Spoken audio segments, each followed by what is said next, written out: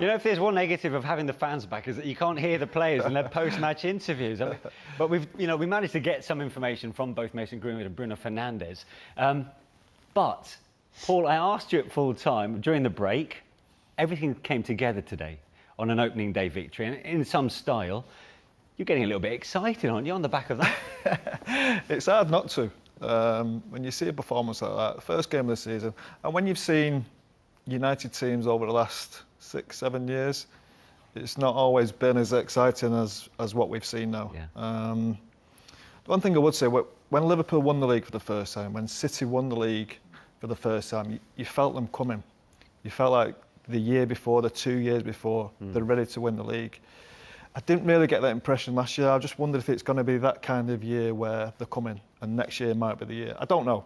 It's hard to say because we haven't seen the rest of the teams yet. It's the first game of the season. But you can be nothing but excited by what we've seen today and what's to come with the rest of the squad. And Roy, if Paul is quite close to those at Old Trafford, I suppose from your perspective, from the outside and with your managerial experience, is there a reason for that optimism after today? Oh, I thought that was an excellent point, you know, that you do see teams coming, I think.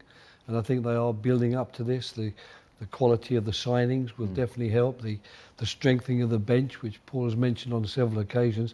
But the fact is there's a lot of good quality players out there. There's no doubt about that. So, you know, any faults that they might make along the way, tactically, things that might not go 100% for them, they've got so many people who can dig them out of the hole. That's the big question. If you've got Fernandes, if you've got Pogba, if you've got people like Maguire at the back, you've got the pace they've got at the front. Basically, even when they're not doing well, they're still a massive threat. And I think if you're going to win leagues, that's how it's got to be. But I think also that Malone, his coaching staff, will be quite keen to keep the teamwork going, keep the team structure, maybe making slight improvements along the way there if they're going to really threaten the Man Cities and the Liverpools and the Chelseas, who I do think have an exceptionally good team structure alongside some pretty good individuals. Yeah. The man making the headlines tomorrow, no doubt, will be Bruno Fernandes after his opening day hat-trick. The quality of the finishing is what stood out particularly, Paul. Yeah, I think the first one was a little bit fortunate. I think the goalkeeper's a little bit unlucky, but the quality of play was brilliant. The movement from Fernandes was great to start with. Off Cock in central midfield, great bit of quality from Pogba, as Roy said, that little pass around the corner. Not many people see that and can do that. He can, and he does get a little bit of luck, I suppose, but it's on his left-hand side, his weaker side, and all he's thinking about is getting this shot on target, and he's got a chance. And luckily enough for him, it just ricochets under the keeper. This was his second goal. He just somehow managed to squeeze this one in. I mean, there was a whole load of bodies in front of him, wasn't there? Yeah, there was. It's a great bit of play again from Pogba. Lovely weight of pass there. You think the chance has gone there. Yeah. But there's a little bit of skill disguised on the shot. He sends the defender and the goalkeeper down. And then there is a little bit of fortune there to get it through. Almost three bodies there. And Hailing just too late. Plays off the line. But again, great quality. And as Roy said, it's a number 10. He doesn't want to just build up play and create goals. He wants to get in the box and he's desperate to score goals as well. His movement here was more like a 9, wasn't it? Yeah, well, and I think they swapped that all day long, really. I think between him and Greenwood, playing the 9 and 10, I thought it worked perfectly well. And his movement, again, very close to offside. Possibly last year it could have been. Yeah, well, that's the official word, actually. Very interesting. If that goal was scored last season, that would have been ruled out for offside. But the Lions, of course, they're using them to measure the offside-onside ruling.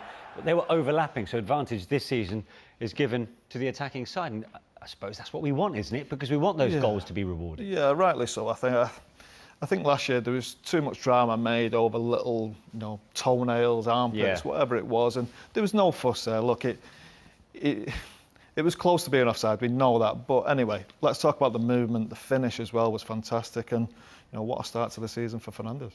Paul Pogba got himself 4 assists today, so interesting as far as he was concerned. And of course, he teed up Mason Greenwood for his first goal of the season. Paul mentioned this earlier, actually, Roy. I suppose it deserves repeating, is that when you've got a player of his ilk and of his age to get off the mark on the opening day, that is what will please Solskjaer most. Absolutely. I mean, that's great pace.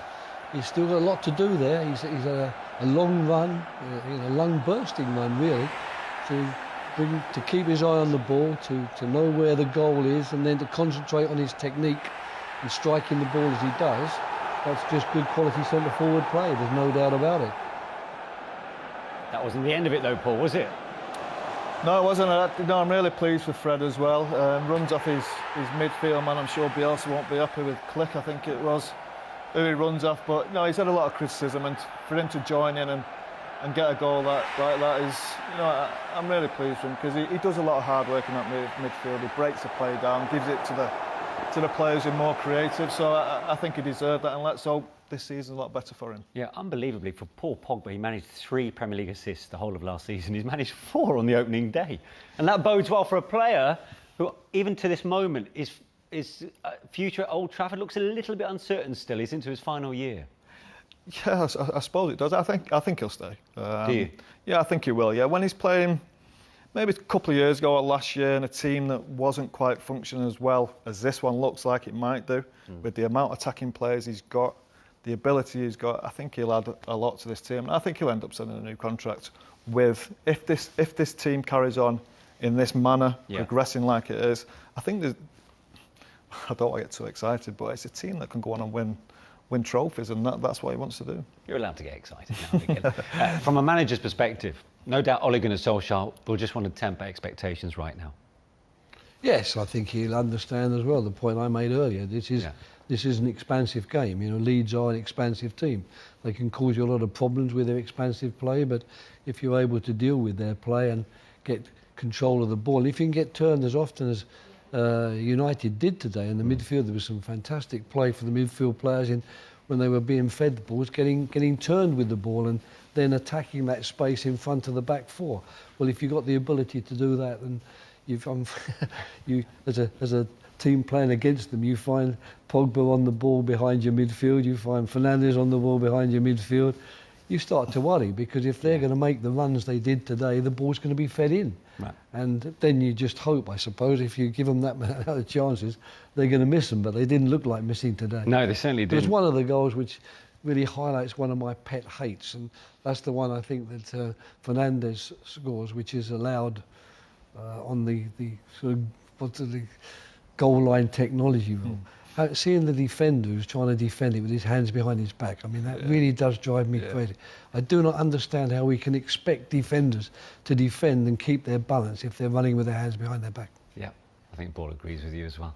This is where you leave us, Roy, but thank you so much for your company the last couple of hours. Your insight has been delightful. I hope to see you soon. Michael Owen will be joining us after the break here on Matchday Live.